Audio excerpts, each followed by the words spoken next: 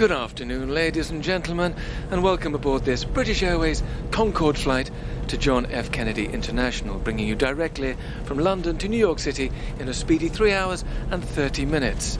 For those of you wondering what all the media hubbub was back there on the runway, it's my pleasure to inform you we have some very precious cargo joining us in the air today. You may have seen him on stage at Wembley just a few hours ago, and now we're going to do our best to get him to Philadelphia in time to do it all again.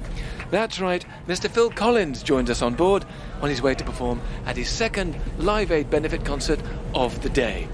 So please fasten your seatbelts, extinguish all smoking materials, and direct your attention to your wonderful cabin crew for our onboard safety presentation. Let's get this show on the road and help Mr. Collins make some rock and roll history.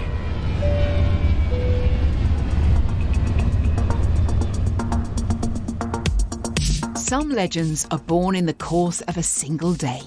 July 13th, 1985 is one of those days. Live Aid is one of those legends.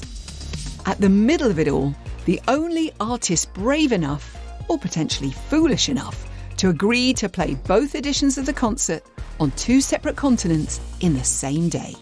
A feat that will cement Phil Collins' status as one of the most important artists of his generation. I'm Zoe Ball, and this is Era's Phil Collins. Episode 3, The Imperial Years. How successful do you have to be before people really start to take you seriously? That is the question facing Phil Collins at the beginning of 1985. Did you get dumped from the Oscars? Was that an ugly rumour? Or? No, well, I was going anyway, because when you get nominated, it's a big moment for me, for any English musician. The year previously, Phil had released his single Against All Odds from the movie of the same name and watched it climb all the way to the top of the Billboard Hot 100. And now, the song had been nominated for an Oscar. Not bad for a lad from Hounslow. I was on tour, and I was going to be flying through LA to Australia. And I said, I'll be there to sing it. And they said, we don't want you to sing it. Somewhere in the upper echelons of the Academy, it's been decided that the dancer, Anne Reinking, will do a better job of performing the song. When the song started, everybody in front of me turned around and looked at me and said, oh my God, because it was pretty terrible. And all the while, at the back of his mind, the unshakable certainty that he would have done right by the song if only he'd been allowed on the stage. I'd heard the ugly rumour, you see, that it's because they hadn't heard of your name. That's right, and they wrote me back a letter saying, sorry, Mr. Cooper. It was, dear Mr. Phil Cooper, I'm afraid you're not well known enough. So I said, thank you very much and good night. You've got to have thick skin to move in this town. Against All Odds loses out that night, beaten to the Oscar by Stevie Wonder's I Just Called to Say I Love You. But Mr. Phil Cooper, I have a feeling he's going to be just fine. At the time, your album was #1 in the States.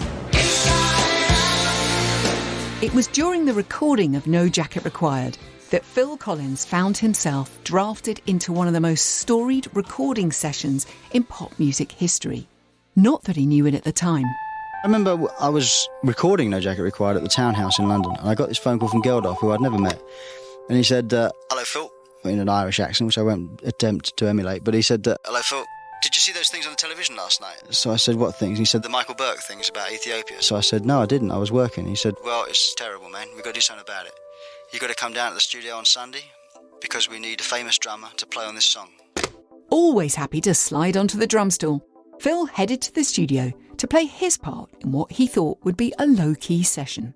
Bob Geldof. What I remember is on the day, it was chaotic. We didn't know who'd show up, but we certainly didn't expect Collins to show up with his entire kit. I mean, the guy was huge, and he didn't come with all crew and all. He was setting it up himself like it was the school hop. But we spent the afternoon there. The camaraderie there was amazing. I mean, everyone was making tea for everybody else, and everybody was in the control rooms cheering the other person on. It was an extraordinary day. And then he goes in, and I think it must be fairly late, and it's fabulous. And everyone just went, yeah, that sounds like Phil Collins. I remember doing my drum part with everybody in the control room, bopping along, and it was a couple of takes, and that was it. And I went home, and it was all like, what was all that about? For Bob Geldof, there's no mistaking the role that Phil Collins played in the final result. Does it add to the thing? without question.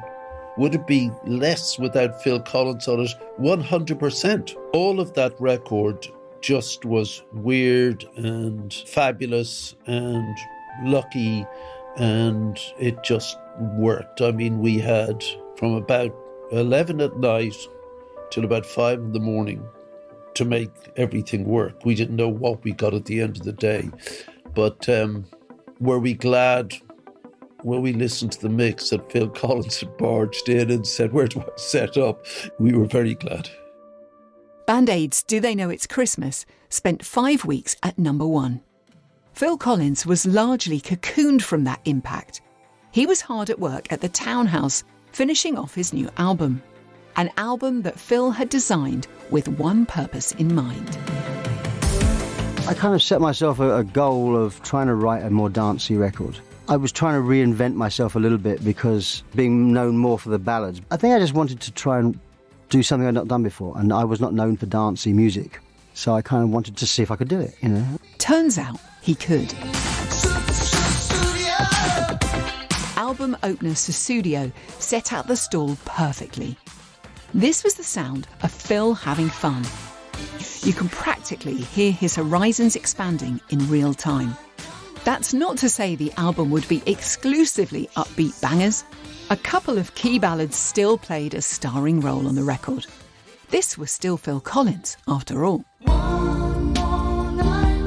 Let's talk about the song "One More Night." The sort of the power of the ballad. What's it like for you singing and writing ballads? Is it more emotion goes into it than if you're doing a more up-tempo thing? Yeah, I think you can skim over some things with up-tempo stuff. I would say there's more emotion that goes into the ballads because they're the ones that people tend to listen to the lyrics quite closely.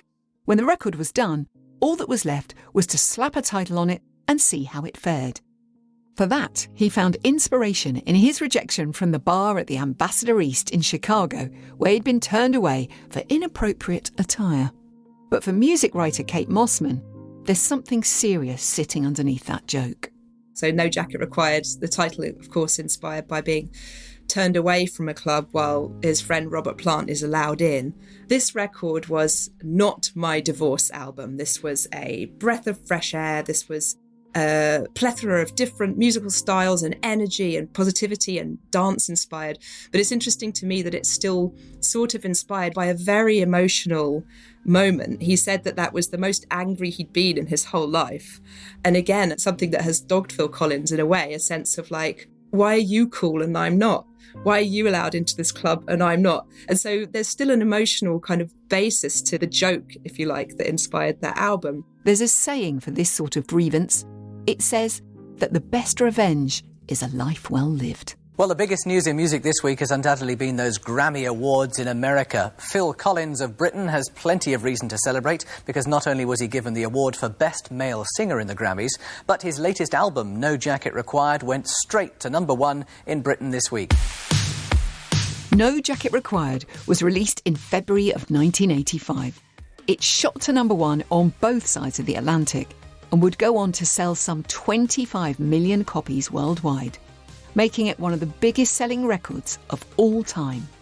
The album would spawn 4 top 10 hits in America, including 2 number 1s, the upbeat Sussudio and the ballad One More Night. The momentum of the album carried Phil through the biggest tour of his life, a 5-month epic to sold-out arenas around the world. And if he was expecting a bit of a break after that, he'd have another think coming. In the background, Bob Geldof had been in touch once again, with grand ambitions of a giant fundraising concert to be conducted across 2 continents on the same day. It was to be called Live Aid. I'd been on the road with No Jacket Required by this point, and during the course of that tour, I was in conversation many times with Sting. He rang up and said he wanted to do something together, which was great. And we'd hit it off, and he thought doing something together might be nice. So Phil signed up to play the UK concert alongside Sting. And then I said, well, I wouldn't mind playing drums with somebody. I put the word out, and nobody said, yes, Phil, you can play with us. So I said, well, what's Eric doing? Is he doing it? Yeah, he's doing America. Oh, okay. Well, that's not going to work. for obvious reasons. The next thing, I'm in Dallas playing, Robert Plant turns up and says, well, I was thinking of doing something with Pagey. How about you, me and Pagey doing something? Then, of course, John Paul Jones got involved and it became the Zeppelin reunion. Now Phil was being offered the opportunity to take John Bonham's treasured spot at the drum kit in the reunion of one of his all-time favourite bands. Maybe he'd have to find a way to make it to America after all. Alongside all this, Harvey Goldsmith over here was saying, you realise it is possible to do both gigs if you do Concorde, you know. So I said, yes, I would do it. Bob Geldof. The Concorde thing, that's typical Phil Collins. I wanted as many symbols as possible of linkages of one concert, two stadiums. Concorde was the essence of linking the two in no time back then. So the symbolism was important, but of course was Phil Collins. Yeah, I'll do it. I mean, he's completely nuts. On the 13th of July 1985, Phil Collins took to the stage at Wembley in front of tens of thousands of excited fans, with an estimated 1.9 billion more watching at home all over the world. Just let you walk away, just let you leave without a trace. The set back in London with me and Sting, there was a couple of piano things. Against all odds, it was so hot on that stage, and I was nervous, and my finger slipped, you know, and there was a bum note in the middle of Against All Odds, and I could almost hear 70,000 people go, very embarrassing, and the billions watching around the world. But Phil wouldn't have any time to dwell on little mistakes. His day was only just beginning. We got a helicopter from Wembley to Heathrow, and it was very touching, actually, because we touched down at Heathrow next to Concorde, and all the baggage handlers were out. All the baggage handlers came to wave me goodbye, you know? It was very sweet. And I got on the plane, and Cher was on the plane. Now, she didn't know what was going on. She thought all this publicity was for her. And all these people get on the plane with me, like the media, and she apparently rushed to the toilet to put on her wig and stuff to make herself up. Anyway, so I introduced myself to her halfway through the flight, and she said, what's all this about? So I said, it's this gig, you know, sort of broadcast in London and in Philadelphia. She said, oh, can you get me on it? So anyway, I don't see her anymore. You know, we get off the plane, we get on the helicopter from New York to go to Philadelphia. I rush onto the stage, check the piano, check the drums, rush to the dressing room, see what Eric's going to play, rush to the Zeppelin dressing room, see what they're going to play, rush on stage, do my set. So set number 2, another stadium, another 90-odd thousand people in the crowd, plus the untold billions at home. First, Phil backs up his mate Eric Clapton on drums. Then he does a quick solo set at the piano. Then it's time for the set with Led Zeppelin, which proves trickier. The band have made the decision to double down on drummers, with Phil appearing alongside Tony Thompson. There hasn't been much time to rehearse, and the set is a little rough around the edges. Though Robert Plant still looks back on it, and Phil's role in making it happen, with gratitude. What better could we do than have a guy who knows John's work inside out? He's kind, very capable and eager. So he did do quite a journey that day, and I think he did a sterling job. After playing 4 sets at 2 concerts across 2 continents in the same day, Phil Collins was well and truly spent. Suddenly, they'd asked me to sing a bit of We Are the World, and I said, listen, I think I'll probably screw it up, so I won't do it. But I went back and watched it on TV, and who did I see at the front of the stage? Cher, with a microphone. He might not have been there for the grand finale, but Live Aid cemented Phil Collins' reputation as the hardest working man in show business. It was perhaps this trait, above all else, that separated Phil from his peers in the Imperial era. If I think of the megastars of the mid-1980s, Madonna and Jackson, say, and there's a sense that what you were seeing on stage was not necessarily real, and you didn't want it to be real. The exaggerated nature of the physical appearance, the sharpness of the dance moves, the sharpness of the shoulder pads, that was the experience of seeing a stadium musician in the 80s. Those were the icons. And it's fascinating to me that at literally the same time, you could have somebody who is wearing like a pink checked shirt that looks like it's never been ironed and a pair of faded blue jeans, jumping around on the stage at Live Aid, playing for lots of different bands, like he's just doing somebody a favour. I told you Phil would make himself undeniable, jacket or not. We're just talking about your versatility over the last couple of years, record production and everything else, songwriting. Now the rumour hath that you're going to be an actor, that somebody's offered you a part in Miami Vice. Yeah, well, the director's a fan of the music, you see. He uses my music. That director was none other than legendary filmmaker Michael Mann. He'd first come across Phil's music during a stint in London. I was just taken with that whole first album of his first solo album. It was In the Air Tonight, in particular, that grabbed him. Listen, it emotionally, overtly, subliminally just blew me away. It was like it became, here's a cue in search of a movie. In 1984, when Michael Mann was working on the very first episode of Miami Vice, he found the piece of cinema that the song had been looking for. In the now iconic scene, In the Air Tonight plays as two slick undercover cops drive towards a dangerous confrontation in silence. The idea of that scene where he stops en route to some encounter which may have a lethal outcome, the idea that he stops to call his estranged wife, who he's still in love with, to remind himself of what is and isn't real. It was so powerful because I knew a lot about undercover and the pathology inherent in doing undercover with the fabricated identity, and sometimes you lose that sense of which way is up. And so then he does a reality check by stopping and talking to the ex-wife. At the time, Michael had no idea just how apt that song selection was. And then 3 months ago, I read a piece in which Phil Collins said that he wrote that as a result of being in a terrible place after his divorce. So the music really conveys so much. Miami Vice and Phil Collins was a match made in heaven. Soon the track was back in the charts in the US thanks to the association. And then Michael Mann had a novel idea. We came to know each other a bit in those years. We met a couple times either in Miami or London or someplace. And I called him up and said, you want to be in this thing? I'd love to have you be a guest star. And I said, sure, send me the script. Anyway, I started work on it. And I suddenly became aware that this was very exciting. This was something very different. It was like a rebirth. The episode of Miami Vice starring Phil Collins aired in December of 1985. Less than a year earlier, Phil had been snubbed by the Oscars for being an unknown. Since then, he'd had 3 #1 singles and an era-shaking album. He played a pivotal role in the most important concert in rock history. He'd been invited to star in the biggest show on television. In other words, he was on the hot streak to end all hot streaks.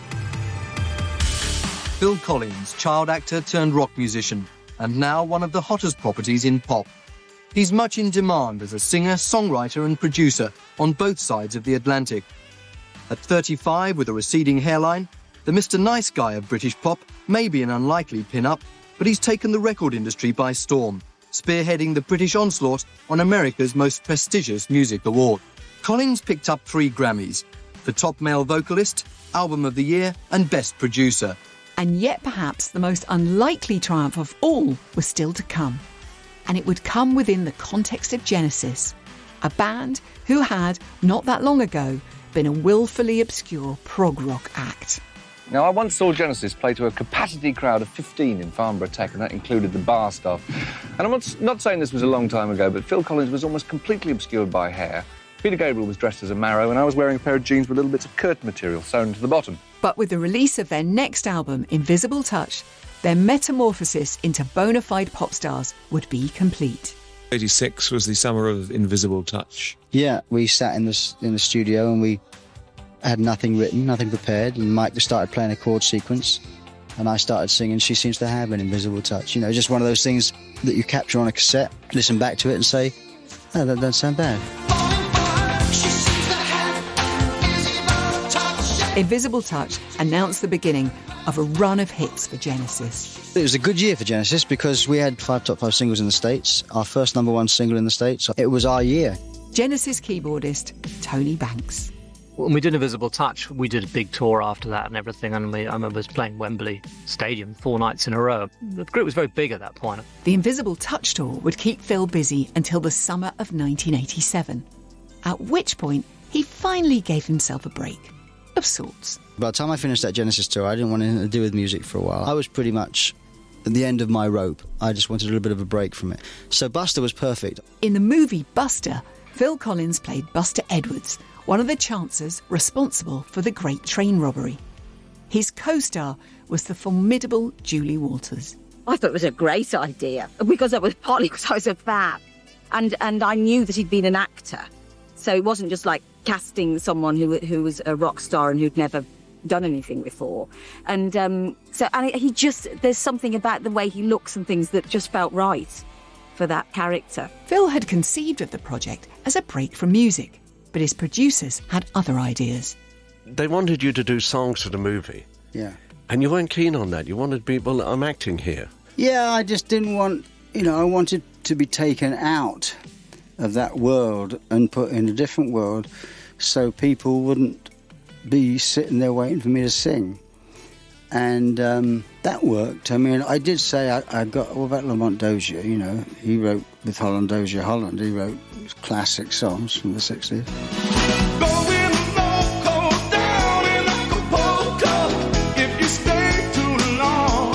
Buster gave Phil an opportunity to work with more of his Motown heroes, in this case, the Four Tops, and the legendary songwriter Lamont Dozier. He came to Acapulco with these demos. I mean, I said, these sound great.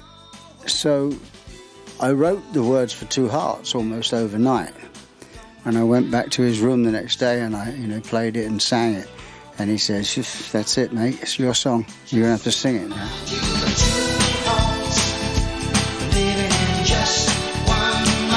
How did A Groovy Kind of Love come about? I said to the director and producer, I said, wouldn't it be nice if there was some kind of romantic song on the radio when Buster and Julie are saying goodbye? And I mean literally on a radio, that kind of quality. So they said, yeah. What kind of thing do you mean? I said, well, Groovy Kind of Love was a hit in that era. Maybe Andy Williams singing it. So they said, all right, well, show us what you mean. So I went home and I made a little demo and I sent it to them. So when I went to see a rough cut of the film, as, I'm saying goodbye to Julie, giving her a kiss goodbye, my demo comes on. And I said, but this is not what I meant. And they said, but it works, doesn't it? Well, it was so good it topped the charts on both sides of the Atlantic. Wouldn't you agree, baby, you and me got a groovy kind of love. In fact, both A Groovy Kind of Love and Two Hearts would reach #1 in the States. And Phil's work on the soundtrack bagged him his second Oscar nomination. Phil Collins had wanted Buster to be a break from music. Somehow, he'd ended up emerging from the process with 2 more global hits under his belt, almost by accident. The 1980s were heading to their conclusion, but Phil didn't want to go out on 2 accidental hits. He had one more grand statement in him before the decade was out. All right, hi Phil. Hello, Robert. Okay. The question I want to say is, what made you turn to the more serious side of making music? The more serious side of making music? You mean, say, like things with my new album? Yeah, like Paradise and all that stuff. In 1989, the same year that Phil and Jill welcomed their daughter Lily to the world, Phil Collins released But Seriously. The album showed a different side to his songwriting, most memorably on the album's hit single, Another Day in Paradise. She calls out to the man on the street. Sir, can you help me? The song became his 7th US #1 and won him another Grammy and a Brit Award. It's hot and I'm nervous. Why is it people get nervous in front of industry crowds? I don't know. I mean, some of you are real people.